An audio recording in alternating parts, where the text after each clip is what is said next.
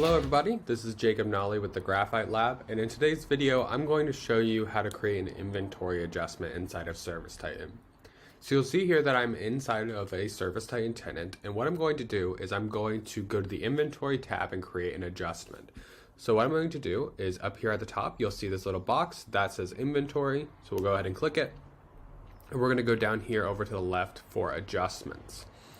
What we're going to do here is we're going to create a new item.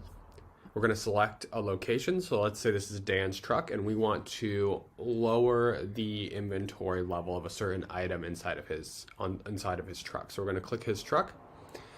We're going to change the inventory quantity adjustment, so we're actually going to change the quantity of inventory of that we have on site.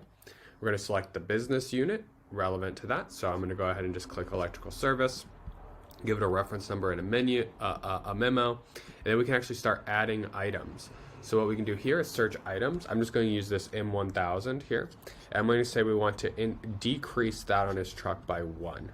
You'll see that we can add additional items as well, and we can change that quantity. So what I'm going to do is go ahead and click save, and that's going to save that inventory adjustment in our system, which we can then batch and export to QuickBooks.